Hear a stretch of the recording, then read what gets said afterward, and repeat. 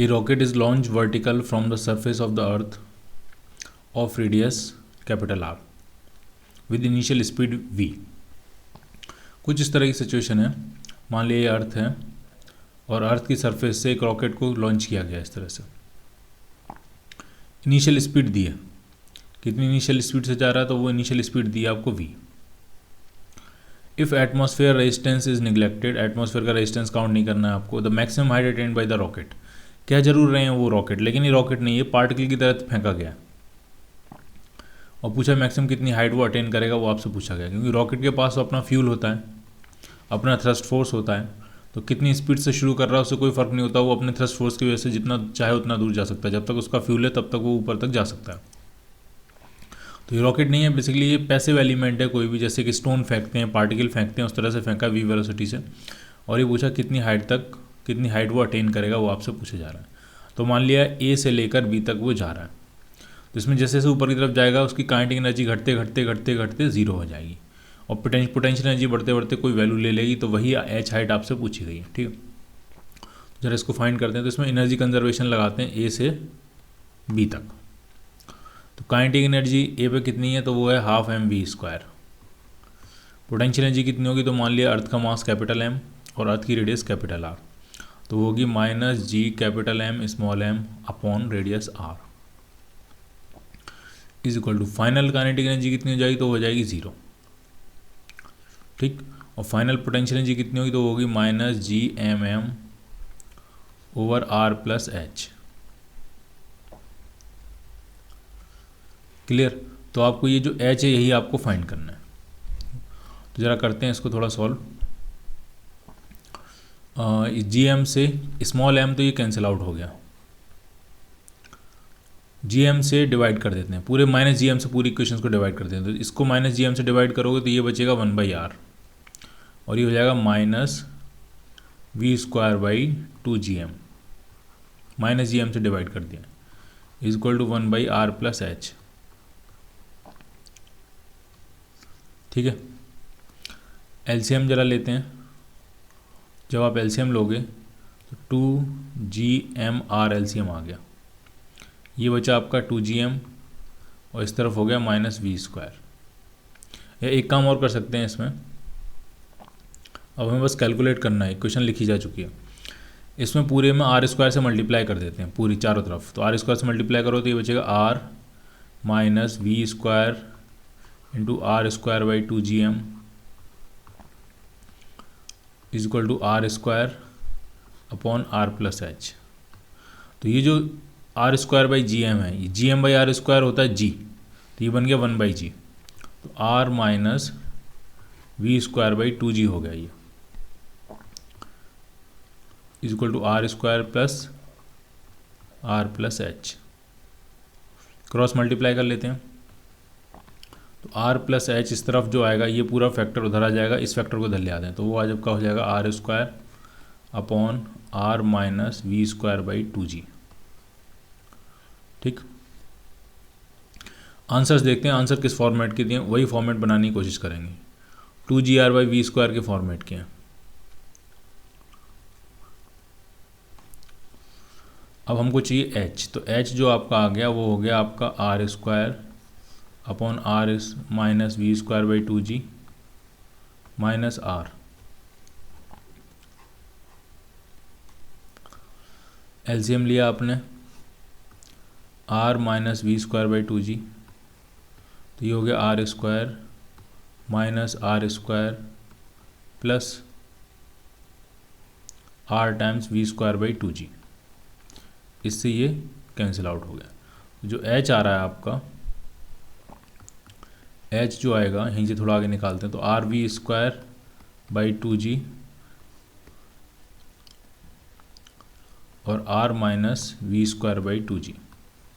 v²/2g से अगर पूरी इक्वेशन को हम डिवाइड कर दें तो ऊपर बचेगा r और नीचे बचेगा r।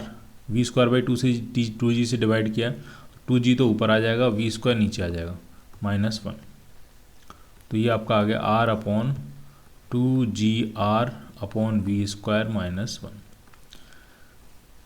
इक्वेशन तो वो सिंपल सी थी, लेकिन उसमें जो आंसर जिस फॉर्मेट में दिया उसको बनाने में हमें खासी मशक्क़त करनी पड़ी है। क्या आंसर बनेगा आपका? आपका आंसर बनेगा ए पार्ट, इस फॉर्मेट को बनाने में। Suppose the gravitational force varies inversely as nth power of distance. Distance की nth पावर के साथ ग्रेविटेशनल फोर्स वेरी कर रहा है। मतलब इस तरह की सिचुएशन है, मान लिया है ये किसी प्लानेट का ऑर्बिट है और इसके सेंटर में कहीं मान लिया सन है, ये मान लिया सन है और ये कोई प्लानेट है, प्लानेट का ऑर्बिट है ये। तो प्लानेट और सन के बीच में लगने वाला जो फोर्स है वो आर स्क्वायर 1/r² के प्रोपोर्शनल नहीं है, आर की पावर इन्वर्सली प्रोपोर्शनल है आर की पावर n के। यानी जो फोर्स है ग्रेविटेशन का फोर्स वो हो जाएगा g मास कैपिटल M सन का मास, स्मॉल m प्लानेट का मास अपॉन r⁴n, ये दिया है। ठीक, तो आपसे टाइम पीरियड पूछा गया, time period of planet in the circular orbit of radius r around the sun, time period किसके प्रोपोर्शनल होगा? तो पहले हम इससे प्लानेट की वेलोसिटी निकालते हैं कि वेलोसिटी vp अगर लिखें तो वो कितनी हो जाएगी। तो अंदर की तरफ लग रहा होगा ग्रेविटेशनल फोर्स, बाहर की तरफ लगेगा सेंट्रीफ्यूगल फोर्स, और प्लानेट के रिस्पेक्ट में अगर हम जाएंगे तो वो दोनों एक दूसरे को बैलेंस करेंगे। तो यही फोर्स किससे बैलेंस हो जाएगा? सेंट्रीफ्यूगल फोर्स से, mv² अपॉन r। तो m से m कैंसिल आउट हो गया। तो जो प्लानेट की वेलोसिटी आ रही है vp वो आपकी आ रही है √gm/r⁴n-1। टाइम कितना लेगा? 2πr upon v। तो 2πr अपॉन v पुट करोगे तो v कितना है? √gm, और ऊपर पहुंच जाएगा r⁴n-1/2। ठीक है ना, अंडर रूट के अंदर था n-1 तो क्या बन गया? r⁴n-1/2, और ये है r⁴1। जब इन दोनों को मल्टीप्लाई करेंगे तो पावर्स ऐड हो जाएंगी, तो ये बन जाएगा आपका 2π√gm, और ये बनेगा r⁴n+1/2। n-1/2 +1 करोगे तो ये आ जाएगा n+1/2। जो टाइम पीरियड है वो r⁴n+1/2 के प्रोपोर्शनल है। A part. The required kinetic energy of an object of mass small m so that it may escape. मान लीजिए अर्थ है, अर्थ का मास कैपिटल M, अर्थ की रेडियस r, और उसकी सरफेस से पूछिए कितनी काइनेटिक एनर्जी इसको दें ताकि एस्केप कर जाए। तो एस्केप के लिए एस्केप वेलोसिटी होती है v, अगर g के टर्म्स में निकालें तो √2gr होती है। तो काइनेटिक एनर्जी कितनी देनी पड़ेगी उसको ताकि वो एस्केप कर जाए? तो वो हो जाएगी 12m v का स्क्वायर का मतलब कितना बनेगा? 2gr। तो 2 से 2 कैंसिल आउट हो गया। तो कितनी काइनेटिक एनर्जी देनी पड़ेगी? mgr के बराबर काइनेटिक एनर्जी देनी पड़ेगी। और बस ध्यान रखना इसमें जो g यूज़ किया गया ये कौन सा g है? ये acceleration due to gravity at the surface of अर्थ।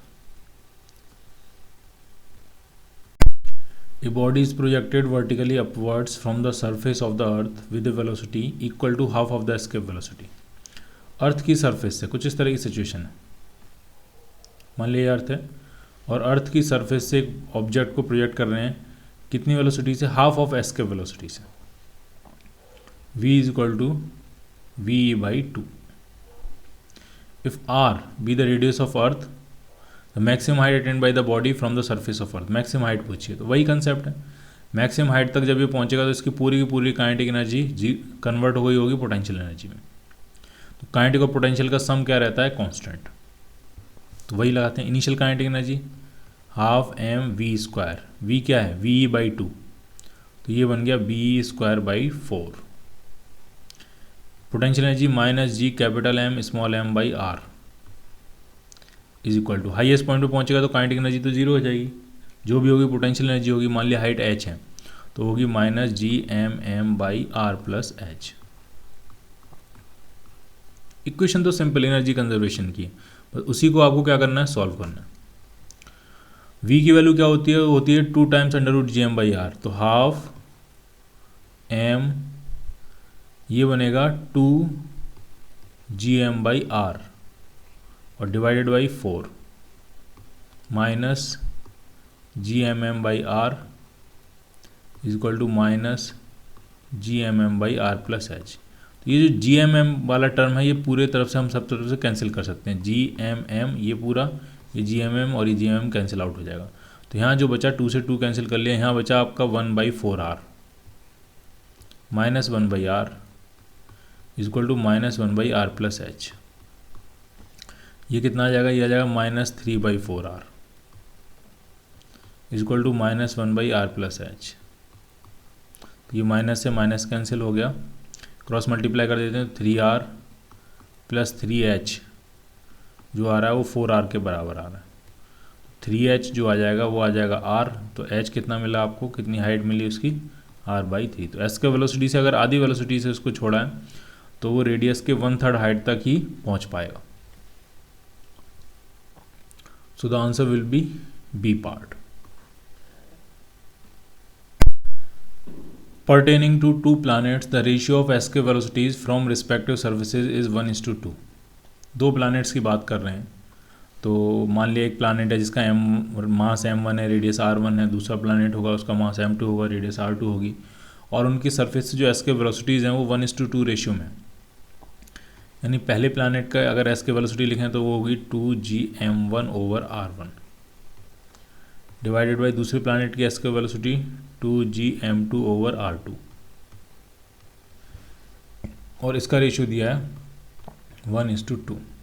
तो ये 2g कैंसिल आउट होगा, स्क्वायर कर दिया तो ये आएगा m1r2/m2r1 इक्वल टू 1/4, इक्वेशन 1। फिर कह रहे हैं the ratio of the time period of A same simple pendulum eight their respective surfaces is 2:1। उनकी सर्फेसेज पे एक ही सेम पेंडुलम है, उसका टाइम पीरियड का रेशियो 2:1 है। तो टाइम पीरियड का रेशियो किसके प्रोपोर्शनल होता है, 1/√g के प्रोपोर्शनल होता है। बाकी 2π सेम रहेगा, l सेम रहेगी, सेम पेंडुलम है। तो T1/T2 जो बनने वाला है, जिसका रेशियो आपको 2:1 दिया गया है, तो वो कितना बनेगा, वो बनेगा √g2/g1। जरा इसकी भी वैल्यू पुट करते हैं। g2 क्या होता है, gm/r², g क्या होता है, gm/r², तो gm2/r2 का स्क्वायर, और g1 होगा gm1/r1 का स्क्वायर। g से g कैंसिल आउट हो गया, अगर स्क्वायर कर दें तो 4:1 जो आपका आएगा वो आ जाएगा m2r1 square upon m1r2 square. इसको रिवर्स कर दें तो ये 1/4 जो आएगा वो आपका आ जाएगा m1r1 स्क्वायर, m1r2 स्क्वायर। तो m1r2 स्क्वायर को m1r2 लिख लेते हैं अपॉन m2r1 स्क्वायर, तो m2r1 लिख लेते हैं। ऐसा इसलिए किया है क्योंकि एक रेशियो आप पहले भी फाइंड कर चुके, वो लिखा ही है कि m1r2 अपॉन m2r1 जो है 1/4 है, यानी m1r2 अपॉन m2r1 ये जो रेशियो दिया है ये आप पहले से फाइंड कर चुके, ये 1/4 है। तो इसकी वैल्यू अगर आप 1/4 पुट करोगे तो 1/4 इक्वल टू 1/4 इंटू r2/r1, तो ये कैंसिल आउट हो जाएगा। इसका मतलब r1 r2 तो बराबर आ रहे हैं, यानी दोनों प्लैनेट्स की जो रेडियसेस हैं वो दोनों बराबर हैं। रेडियस बराबर अगर हैं, रेडियस दोनों बराबर हैं, तो ये तो आपस में कैंसिल आउट हो जाएंगे। इसका मतलब मासेस का रेशियो कितना हो गया, m1/m2 कितना आ रहा है, तो 1/4 हो गया वो। ठीक, अब क्वेश्चन में पूछ रहे हैं कि डेंसिटीज़ का रेशियो पूछ रहे हैं, तो डेंसिटी होती है मास अपॉन वॉल्यूम। अब आप मुझे बताओ अगर रेडियस बराबर हैं तो मास अपॉन वॉल्यूम तो बराबर ही हो गया। रेडियस अगर बराबर हैं तो वॉल्यूम तो दोनों का बराबर हो गया। इसका मतलब डेंसिटीज़ का जो रेशियो होगा ρ1/ρ2 वो सिंपली मासेस के रेशियो के बराबर हो जाएगा। डेंसिटी होता है मास अपॉन वॉल्यूम दोनों का सेम क्योंकि रेडियस दोनों की सेम। तो डेंसिटीज़ का रेशियो सिंपली क्या बन गया, मासेस का रेशियो, और वो कितना है, वो है आपका 1/4। सो the answer will B 1/4। Ratio of their average densities 1/4, 1:4। 4 equal masses each of mass capital M are placed at the corners of a square of side A। इस तरह की सिचुएशन है।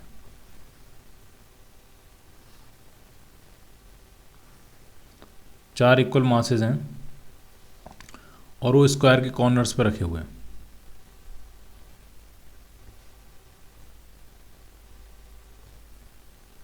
सबका मास कितना है, सबका मास दिया है कैपिटल एम। स्क्वायर की साइड कितनी दी है, ए। अब कह रहे हैं the escape velocity of a body from the centre O. इसके सेंटर ओ से एस्केप वेलोसिटी पूछिए, यानी मान लिया स्मॉल एम मास की बॉडी है, इसको कितनी वेलोसिटी दें ताकि एस्केप कर जाए, यहाँ से एस्केप वेलोसिटी पूछिए। तो एस्केप करने का मतलब ये कहाँ पहुँच जाए, इन्फिनिटी पे। ये कहाँ पहुँच जाए, इन्फिनिटी पे। तो एस का वेलोसिटी कैसे फाइंड करते हैं, पॉइंट ओ से इन्फिनिटी तक का एनर्जी कंजर्वेशन लगा के। ठीक है, जब ये इन्फिनिटी पे पहुँचेगी, जस्ट पहुँचेगी इन्फिनिटी पे, आपने सिर्फ उतनी वेलोसिटी दी है कि जस्ट इन्फिनिटी तक पहुँच जाए, तो इन्फिनिटी तक पहुँचते पहुँचते इसकी काइनेटिक एनर्जी जीरो हो जाएगी और पोटेंशियल एनर्जी बढ़ते बढ़ते जीरो हो जाएगी। काइनेटिक एनर्जी घटते घटते जीरो होगी और पोटेंशियल एनर्जी बढ़ते बढ़ते जीरो होगी, क्योंकि मैक्सिमम पोटेंशियल एनर्जी जीरो होती है, वो तब होती है जब पार्टिकल्स कहाँ हों, इन्फानाइट डिस्टेंस अपार्ट हों। तो ये जो पार्टिकल है स्मॉल एम मास का, ये सिस्टम से इन्फानाइट डिस्टेंस अपार्ट हो जाएगा, तो उस पार्टिकल की और सिस्टम की पोटेंशियल एनर्जी क्या हो जाएगी, जीरो। इक्वेशन लगा देते हैं, काइनेटिक एनर्जी कितनी होगी, half M V square, potential energy कितनी होगी, तो पोटेंशियल एनर्जी हम क्या करेंगे, ओ पॉइंट का पोटेंशियल फाइंड करेंगे। तो एक मास की वजह से पोटेंशियल फाइंड करेंगे, उसमें 4 से मल्टीप्लाई करेंगे तो टोटल पोटेंशियल आ जाएगा, पोटेंशियल में मास से मल्टीप्लाई कर देंगे तो पोटेंशियल एनर्जी आ जाएगी। तो ओ पॉइंट का पोटेंशियल पहले फाइंड कर रहे हैं, तो एक मास की वजह से कितना होगा, तो मास तो है एम और ये डिस्टेंस कितनी है, तो डिस्टेंस ये होती है a/√2, तो एक मास की वजह से होगा -gm/a/√2, ये एक मास की वजह से पोटेंशियल। 4 से मल्टीप्लाई कर देंगे तो ये चारों मासेस की वजह से पोटेंशियल हो जाएगा, और उसमें स्मॉल एम मास से मल्टीप्लाई कर देंगे जो वहाँ पे हम रखने जा रहे हैं, तो ये पूरे सिस्टम का स्मॉल एम के साथ पोटेंशियल एनर्जी हो जाएगी। ठीक है, स्मॉल एम की पोटेंशियल एनर्जी है पूरे सिस्टम के साथ। ठीक, is equal to kinetic energy infinite पे जीरो, पोटेंशियल एनर्जी भी इन्फानाइट पे जीरो। तो बस यहाँ से हम क्या फाइंड करना है, हमें वी फाइंड करना है। तो एम और एम कॉमन लेके कहाँ चला गया, जीरो में, तो v का स्क्वायर जो आएगा वो आपका आ जाएगा 4√2 टाइम्स gm/a। इस 2 से इधर भी मल्टीप्लाई करेंगे तो 8 बन जाएगा, और v निकालेंगे तो इस पर क्या चढ़ा देंगे, under root. So the answer will be B part. A point P lies on the axis of a ring of mass capital M and radius capital R. The ring is located in YZ plane। Ring जो है YZ plane में, और जो point लाई कर रहा है वो x axis पे लाई कर रहा है। इसका मतलब जो एक्स एक्सिस होगी वो रिंग की एक्सिस होगी, रिंग जो है वो उस एक्सिस के परपेंडिकुलर वाईजेड प्लेन में होगी, with it centre at origin. ठीक, तो इस तरह की सिचुएशन है। पहले सिचुएशन समझो आप क्या, ऐसे एक रिंग है और उसकी यहाँ पे कहीं ये एक्सिस होगी, इस एक्सिस पे कोई पॉइंट है, रिंग का मास m, रेडियस r, और वहाँ से कितनी डिस्टेंस पे, वहाँ से r√3 डिस्टेंस पे एक पॉइंट है P। फिर कह रहे हैं small particle of mass m starts from P and reaches O under gravitational attraction only. एक स्मॉल m मास का पार्टिकल P से शुरू करता है और कहाँ तक आता है, पॉइंट O तक आता है। रिंग उसको अट्रैक्ट करती है, रिंग जब अट्रैक्ट करेगी तो जब पॉइंट O तक आएगा तो उसके पास कुछ ना कुछ वेलोसिटी गेन कर लेगा, वो v। तो बस वही स्पीड ही आपसे पूछी गई है, O पे जब पहुँचेगा तो कितनी स्पीड होगी। तो बहुत सिंपल है, इसको पॉइंट P मानते हैं, इसको O मानते हैं, P से O तक एनर्जी कंजर्वेशन लगाना। तो kinetic energy at P plus potential energy at P must be equal to kinetic energy at O plus potential energy at O। P पे काइनेटिक एनर्जी, तो वहाँ से तो भाई मोशन स्टार्ट ही हो रहा, तो वो तो होगी जीरो। पोटेंशियल एनर्जी कितनी होगी, तो कैसे निकालते हैं, P पॉइंट का पोटेंशियल निकालेंगे, उसमें इस मास से क्या कर देंगे, मल्टीप्लाई कर देंगे। तो रिंग के केस में रिंग की एक्सिस पे जो पोटेंशियल होता है वो फॉर्मूला हमने देखा था, -gm/r² plus x² under root of, तो under root of r² plus x जो डिस्टेंस है वो r√3 है, x डिस्टेंस r√3 है, उसका स्क्वायर करोगे तो 3r² हो जाएगा, इनटू मास स्मॉल m। तो ये बन गई पोटेंशियल एनर्जी। O पे काइनेटिक एनर्जी तो हाफ mv², ये v फाइंड करना है। O पे पोटेंशियल एनर्जी तो वैसे ही यहाँ पे करेंगे, O का पोटेंशियल निकालेंगे, उसमें मास से मल्टीप्लाई कर देंगे। O का पोटेंशियल होगा -gm/r और उसमें किससे मल्टीप्लाई कर दिया, मास से। बस अब इसको सॉल्व करना है। तो पहले ये m और ये m क्या हो गया, कैंसिल आउट। इधर आया -g कैपिटल M, 4r² का अंडर रूट लेंगे तो 2r equal to v²/2 -gm/R। gm/R जब इस तरफ आएगा तो प्लस हो जाएगा, तो इनका इधर बचेगा gm/2r positive equal to v²/2, 2 से 2 कैंसिल, तो v कितना आ गया, v आ गया आपका under root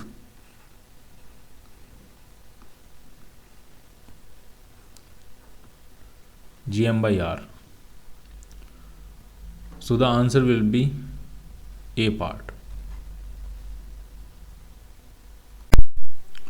Two spherical bodies of mass m and 5m, radii r and 2r respectively, are released in free space with initial separation between their centres equal to 12 R. इस तरह की situation है, एक body है, m मास है, r radius है, दूसरी body 5m मास है, इसकी रेडियस 2r है, और इनके centre to centre distance 12r। तो सरफेस टू सरफेस डिस्टेंस कितनी बची? ये सरफेस टू सरफेस डिस्टेंस ये, तो ये 12r में से 2r ये गया, और 10r में से r ये गया, 9r बची। सरफेस टू सरफेस डिस्टेंस जो गैप है बचा वो सिर्फ कितना बचा है? 9r। ठीक। Attract each other due to gravitational force only, then the distance covered by smaller sphere just before collision. अब एक दूसरे को अट्रैक्ट करेंगे तो कुछ स्मॉल स्फीयर इधर आएगा, कुछ लार्जर स्फीयर इधर आएगा, और ये दोनों कोलाइड कर जाएंगे। तो स्मॉल स्फीयर कितना मूव करेगा इस तरफ, वो आपसे पूछा गया। तो आप मुझे ये बताओ, जब इस तरह से म्यूचुअल अट्रैक्शन होता है तो कोई एक्सटर्नल फोर्स तो हुआ नहीं, जो भी फोर्स हुआ इंटरनल फोर्स हुआ। तो इंटरनल फोर्स का सेंटर ऑफ मास को अफेक्ट करता है? बिल्कुल नहीं करता है। यानी शुरुआत में अगर ये दोनों रेस्ट में थे तो इनका सेंटर ऑफ मास रेस्ट में होगा, और ये इंटरनल फोर्सेस की वजह से एक दूसरे को अट्रैक्ट करके पास आएंगे तो इनका सेंटर ऑफ मास शिफ्ट नहीं होगा। सेंटर ऑफ मास कहाँ रहेगा? आपका जिस पोजीशन पे था वहीं रहेगा और रेस्ट में रहेगा। तो जब इस तरह की कोई सिचुएशन होती है कि एक m1 मास है, एक m2 मास है, और इनका कहीं सेंटर ऑफ मास मान लिया ये है और वो रेस्ट में है, और m1 इधर आया आपका डेल्टा x1, m2 इधर आया तो डेफिनेटली m2 इधर आना पड़ेगा डेल्टा x2, और सेंटर ऑफ मास अगर रेस्ट में है तो उसका मतलब m1 डेल्टा x1 किसके बराबर होगा? m2 डेल्टा x2 के बराबर। ये डिस्प्लेसमेंट्स की इक्वेशन है। ठीक, तो इसको हम यहाँ यूटिलाइज करेंगे। मान लिया ये जो स्मॉलर वाली बॉडी है ये मान लिया इस तरफ आई डेल्टा x1, तो ये लार्जर बॉडी कितना आएगी इस तरफ? तो वो आएगी 9r माइनस डेल्टा x1, और इक्वेशन क्या बनेगी? कोलाइड करने के से जस्ट पहले की बात कर रहे हैं। तो इक्वेशन क्या बनेगी? वो बनेगी m times delta x1 is equal to 5m times 9r minus delta x1। तो ये mx1 हो गया, ये 5 टाइम्स, तो इधर आके बन गया ये 6m टाइम्स डेल्टा x1, या थोड़ा m पहले ही कैंसिल कर लेते हैं, बस इसको सॉल्व भी करना है, ज़्यादा कुछ नहीं है। m से m कैंसिल आउट हो गया, इधर डेल्टा x1, ये 5 डेल्टा x1 इधर आके इधर हो गया 6 डेल्टा x1, और इस तरफ कितना बचा है? तो ये बचा 5 9 जा 45 r, तो कैंसिल करते हैं 6 से, तो 6 से जब आप इसको डिवाइड करोगे तो ये आपका आएगा 7.5 टाइम्स r। ठीक, यानी स्मॉलर ऑब्जेक्ट जो चलेगा वो 7.5 r चलेगा, लार्जर ऑब्जेक्ट कितना चलेगा? तो वो चलेगा 1.5 r। So the answer will be B part. Energy of a satellite in circular orbit is E0। किसी ऑर्बिट में सैटेलाइट की एनर्जी दी है E0। The energy required to move satellite in a circular orbit of 3 times the radius of the inner orbit. अब उसकी radius को, orbit की radius को हमें 3 टाइम्स बढ़ाना है, यानी इस छोटे ऑर्बिट से 3 टाइम्स लार्जर ऑर्बिट में उसको पहुंचाना है। कितनी एनर्जी रिक्वायर्ड होगी वो आपसे पूछा गया। ठीक, तो जो एनर्जी होती है सैटेलाइट की, किसी सैटेलाइट की एनर्जी का मतलब टोटल एनर्जी, तो वो कितनी होती है? -gmm/2r, अगर r उसकी रेडियस हो। ठीक है, तो अब ये एनर्जी होती है E0। ठीक है, इसकी इनिशियल एनर्जी भी यही होगी, इसी को हम क्या बोलेंगे? Initial energy. अब फाइनल एनर्जी कितनी होगी? तो फाइनल एनर्जी जो होगी उसकी टोटल फाइनल एनर्जी, अब उसको रेडियस 3 टाइम्स बढ़ानी है, तो उसकी फाइनल एनर्जी हो जाएगी -gmm/6r। कितनी एनर्जी रिक्वायर्ड होगी? डेल्टा ई, कितनी एनर्जी रिक्वायर्ड होगी, कितनी एनर्जी हमें पंप करनी पड़ेगी? तो वो होगी final energy minus initial energy. Final है -gmm/6r minus initial energy, minus minus करेंगे तो प्लस हो जाएगा gmm/2r। तो एलसीएम कितना बन गया? एलसीएम बन गया 6r, और ये बनेगा -gmm, और ये बनेगा +3 टाइम्स gmm, तो 2 बचेगा, 2/6 यानी 1/3 gmm/r। इतनी एनर्जी रिक्वायर्ड होगी उसको लिफ्ट करने के लिए। अगर इसको E0 के टर्म्स में देखें, E0 के टर्म्स में, तो ऐसा करते हैं, इसमें 2 से मल्टीप्लाई करते हैं और 2 से डिवाइड कर लेते हैं। तो ये जो लिखा है gmm/2r, लेकिन E0 तो -gmm/2r है, तो एक माइनस भी लगाना पड़ेगा। एक माइनस यहाँ लगाया और एक माइनस यहाँ लगाया, तो ये बन गया आपका -gmm/2r, ये बन गया E0। तो आंसर आपका आया -2/3 टाइम्स E0।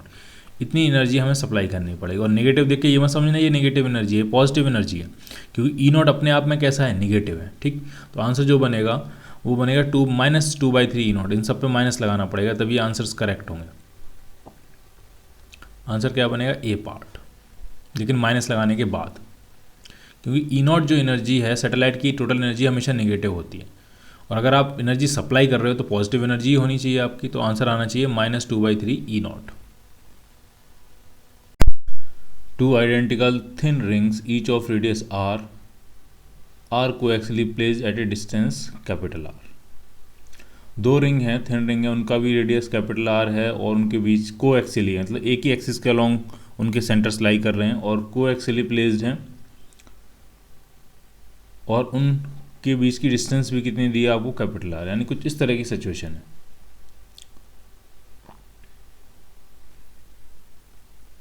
एक ईयरिंग है, एक ईयरिंग है, ठीक, इनका जो एक्सिस है वो भी सेम ही है, सेम एक्सिस के अलोंग लाई कर रहे हैं ये।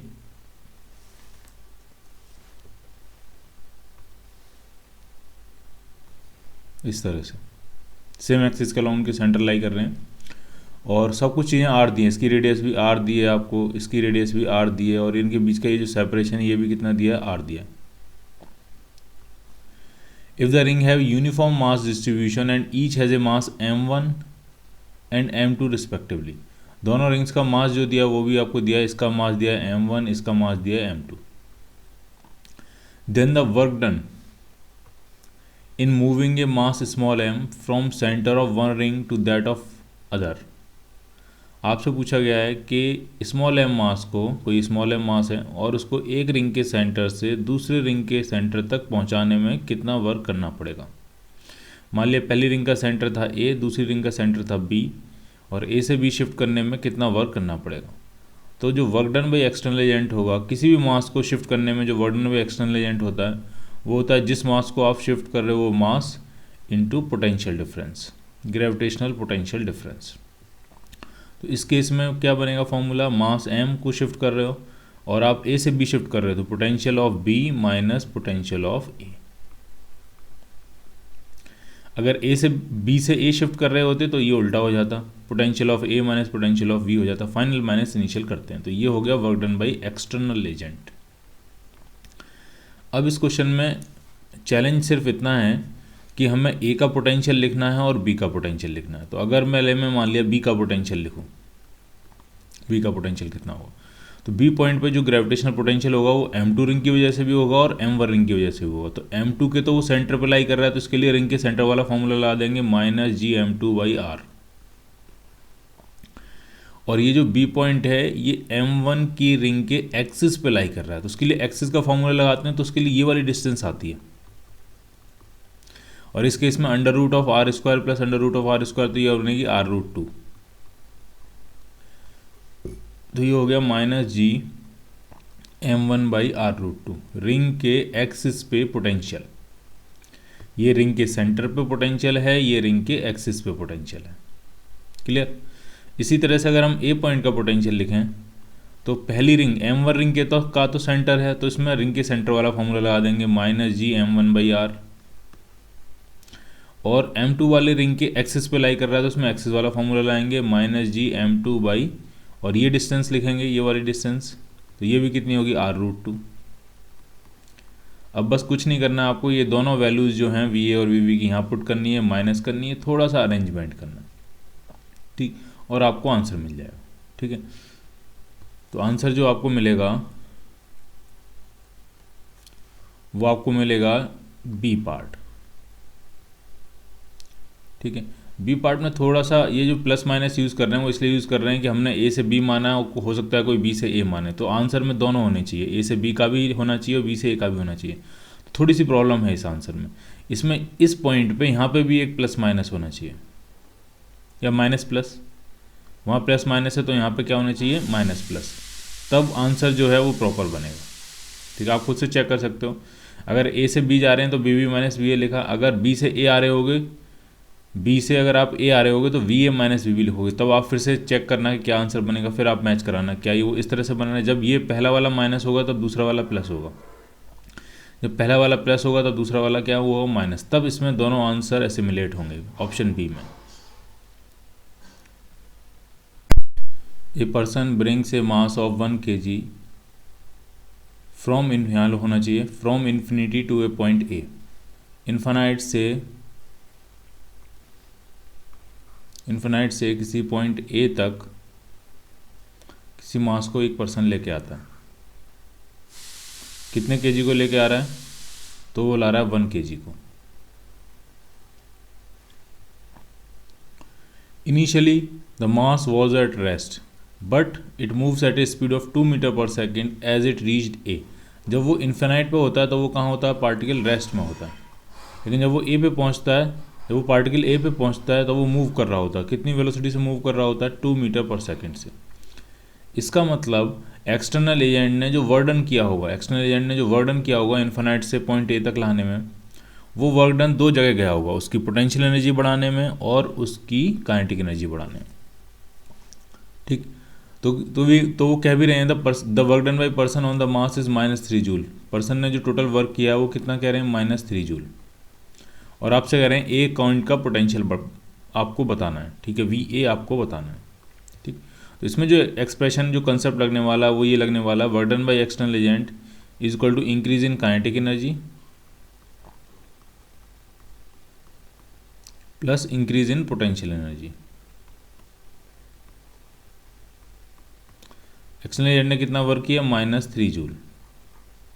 काइनेटिक एनर्जी में कितना इंक्रीमेंट हो गया, फाइनल माइनस इनिशियल, फाइनल है हाफ m1 है, वेलोसिटी 2 का स्क्वायर 4, माइनस इनिशियल कितनी होगी 0 क्योंकि इन्फिनाइट पे वो रेस्ट में था, plus increase in potential energy.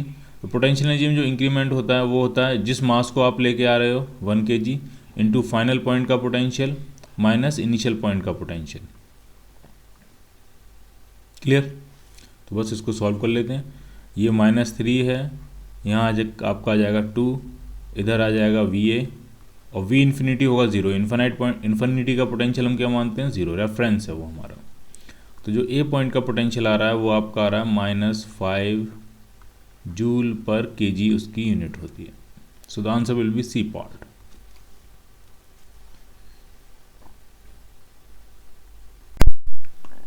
A satellite is moving in a circular orbit round the earth with a diameter of orbit 2r। अर्थ के अबाउट 2r रेडियस में 2r के ऑर्बिट में एक सैटेलाइट मूव कर रही है। इन कुछ इस तरह की सिचुएशन है, जैसे मान लिया ये अर्थ है और इसके अबाउट 2r की रेडियस में मान लिया एक सैटेलाइट मूव कर रही है। इस तरह की सिचुएशन। ठीक, यहाँ से ये जो रेडियस दी है सैटेलाइट की ये 2r। क्लियर, उसके बाद ये कह रहे हैं वो at a certain point a rocket fix to the satellite is fired such that it increases the velocity of satellite tangentially. ठीक है, मान लिया सैटेलाइट यहाँ थी और एक रॉकेट फायर किया जा रहा है जिसकी वजह से सैटेलाइट की जो वेलोसिटी है टेंजेंशियल वेलोसिटी वो इंक्रीज हो जाती है। वेलोसिटी जो हो जाती है वो इंक्रीज हो जाती है। The resulting orbit of the satellite would be, satellite का रिजल्टिंग ऑर्बिट जो होगा वो क्या होगा। ठीक है, तो अब जो सैटेलाइट मूव करेगी ढंग से वो देखना वो कैसे मूव करेगी। यहाँ से तो वो इसी पॉइंट से जाएगी, लेकिन अब उसकी स्पीड बढ़ गई है तो इसका थोड़ा सा ऑर्बिट बढ़ेगा। इस तरह से थोड़ा सा ऑर्बिट बढ़ेगा और फिर ये अगर एस्केप वेलोसिटी नहीं दी है तो फिर ये वापस लौट के आएगी उसी ऑर्बिट में इस तरह से, और फिर से ये उसी पॉइंट से निकलेगी जिस पॉइंट से गई थी। तो जो ऑर्बिट उसका सर्कुलर था वो ऑर्बिट उसका क्या बन जाएगा, टेंजेंशियल ऑर्बिट बन जाएगा। सर्कुलर ऑर्बिट में जो उसके पास वेलोसिटी होती है वो ऑर्बिटल वेलोसिटी होती है वीओ कितनी होती है, अगर रेडियस इसकी 2r थी तो वो होती है √gm/2r। अगर आपने इसको जो वेलोसिटी इस इंस्टेंट पे एक एस्केप वेलोसिटी भी होगी, अगर हम उतनी वेलोसिटी देते तो ये सैटेलाइट एस्केप कर जाती। अगर आपने जो वेलोसिटी इसकी इंक्रीज करी है तो v0 से तो बढ़ गई है वेलोसिटी, अब जो वेलोसिटी हो गई है वो v0 से तो ज़्यादा हो गई है, लेकिन अभी भी एस्केप वेलोसिटी से मान लिया कम है। तो जब एस्केप वेलोसिटी से कम है और ऑर्बिटल वेलोसिटी से ज़्यादा है तो उसका जो ऑर्बिट होता है वो इलिप्टिकल ऑर्बिट हो जाता है। ठीक है, वो इसका ऑर्बिट कैसा हो जाता है आपका, इलिप्टिकल ऑर्बिट। इस तरह से जब सैटेलाइट दूर की तरफ जाएगी अर्थ से तो पोटेंशियल एनर्जी बढ़ेगी और काइनेटिक कम होगी। जब वापस लौट के आएगी तो काइनेटिक बढ़ेगी, पोटेंशियल कम होगी। जब यहाँ पे वापस पहुँचेगी तो वापस से वही ओरिजिनल स्पीड इसके पास आ जाएगी v, जो कि एस्केप वेलोसिटी से कम थी और ऑर्बिटल वेलोसिटी से क्या थी, ज़्यादा थी। ठीक, तो क्या बनेगा आपका, और मिनिमम डिस्टेंस अब कितनी रही है 2r, मैक्सिमम डिस्टेंस तो और ज़्यादा हो गई होगी क्योंकि ऑर्बिट इलिप्टिकल हो गया और अर्थ उस इलिप्टिकल ऑर्बिट की एक फोकस पे लाई कर रहा होगा। Elliptical orbit with minimum distance from the earth equal to r, elliptical orbit with maximum distance from the earth is equal to r, ये भी गलत है। ओके, अर्थ के अबाउट ये मूव करती है डायमीटर। क्वेश्चन में जो डायमीटर दिया ऑर्बिट का वो 2r दिया है, इसका मतलब रेडियस जो होगी वो क्या होगी r, सॉरी रेडियस क्या होगी r, तो ये भी क्या हो जाएगी r। अब r अर्थ की रेडियस है तो अर्थ के वेरी क्लोज मूव कर रही होगी और r कुछ और कोई जनरल वैल्यू है तो वो उस हिसाब से होगी। ठीक है, तो मिनिमम इलिप्टिकल ऑर्बिट में चली जाएगी और मिनिमम डिस्टेंस कितनी होगी इसके पास r। So the answer will be elliptical orbit with minimum distance from the earth equal to r, C part.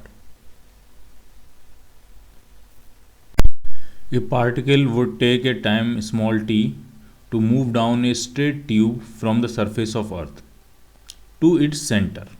अर्थ को क्या एज्यूम करना है, suppose to be a homogeneous sphere. ठीक, यानी इस तरह की सिचुएशन है।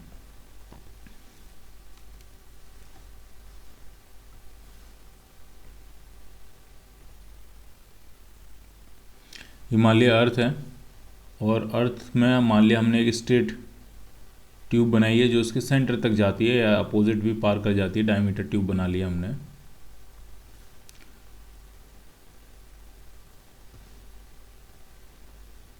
टनल बनाई हुई है और एक पार्टिकल को उसकी सरफेस से छोड़ रहे हैं हम, यहाँ से इस पॉइंट से छोड़ा है हमने, पॉइंट ए से, और उसके सेंटर तक जाने में जो टाइम लगता है वो उसने कहा है कि वो कितना है टी, स्मॉल टी।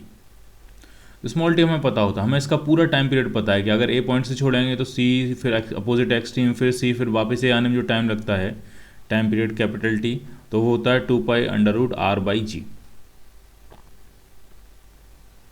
क्लियर। और अभी तो ये जो टाइम है वो सिर्फ एक्सट्रीम से मीन तक पहुंचने का टाइम है, तो ये जो टाइम दिया गया है आपसे स्मॉल टी वो बेसिकली होगा कैपिटल T/4। तो ये कितना आ गया, ये आपका आ गया π/2 √r/g, इक्वेशन 1। अब अगर कह रहे हैं if gravity were to remain constant, अगर इस रीजन में ग्रेविटी कांस्टेंट रहे, मान लिया कुछ भी g, ठीक है, जो सरफेस पे होती है वही ग्रेविटी अगर पूरे रीजन में कांस्टेंट रहे g, तो जो टाइम लग रहा है वो t' है। तो अब टाइम कितना लगेगा, तो कांस्टेंट ग्रेविटी में अगर कोई h गिरता है तो जो टाइम लगता है वो होता है √2h/g, कांस्टेंट ग्रेविटी में अगर गिरता है। अगर ये कांस्टेंट ग्रेविटी में गिर रहा है तो t' जो हो जाएगा वो इसी फॉर्मूले से निकालेंगे, √2h की जगह r, टोटल कितना गिर रहा है r डिवाइडेड बाई g। तो आपसे पूछा गया t divided by t',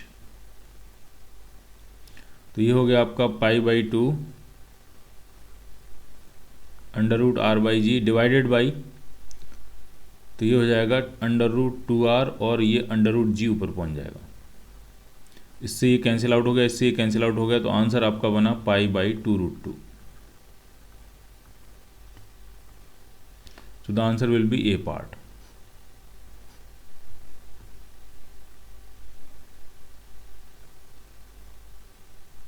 Two particles of mass small m and capital M are initially at rest at infinite distance.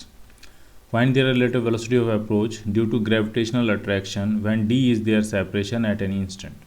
कुछ इस तरह की सिचुएशन है, दो पार्टिकल हैं वो इन्फानाइट सेपरेशन पे हैं, रेस्ट में। एक स्मॉल एम मास का पार्टिकल है और एक मान लिया कैपिटल एम मास का पार्टिकल।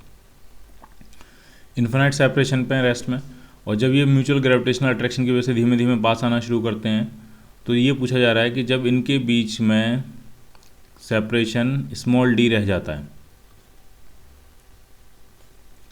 तब इनकी रिलेटिव वेलोसिटी ऑफ अप्रोच क्या होगी। मान लिया ये मूव कर रहा है v1 से, ये मूव कर रहा है v2 से, तो इनकी जो रिलेटिव वेलोसिटी ऑफ अप्रोच होगी v रियल, वो सिंपली हो जाएगी v1 प्लस v2, क्योंकि दोनों वेलोसिटीज़ की वजह से ही वो दोनों एक दूसरे को अप्रोच कर रहे हैं।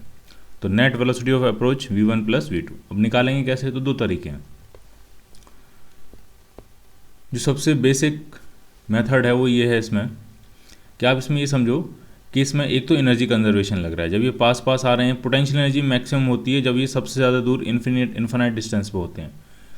इन्फिनाइट डिस्टेंस से डिस्टेंस कम होती है तो पोटेंशियल एनर्जी कम होती जाती है और काइनेटिक बढ़ती जाती है। तो एक कंसेप्ट तो लगेगा इसमें energy conservation, initial potential energy plus initial kinetic energy is equal to final potential energy plus final kinetic energy.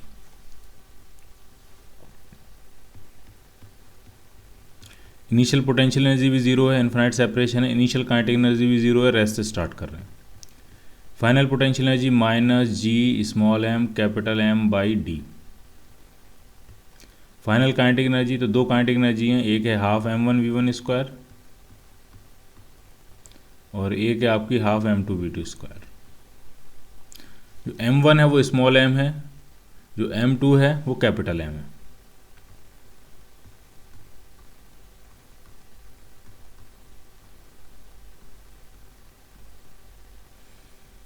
Clear. तो यहाँ से अगर इसको थोड़ा सा सॉल्व करें तो यहाँ से जो इक्वेशन आएगी वो आएगी m(v1) square plus capital m(v2) square is equal to 2g small m capital m by D. Equation 1 energy conservation से लगाइए। दूसरी लगेगी मोमेंटम।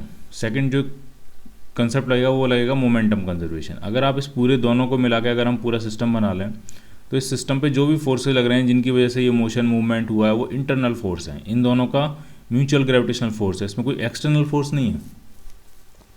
और अगर कोई एक्सटर्नल फोर्स नहीं है तो सिस्टम का जो मोमेंटम होता है वो कंजर्व रहता है, कांस्टेंट रहता है।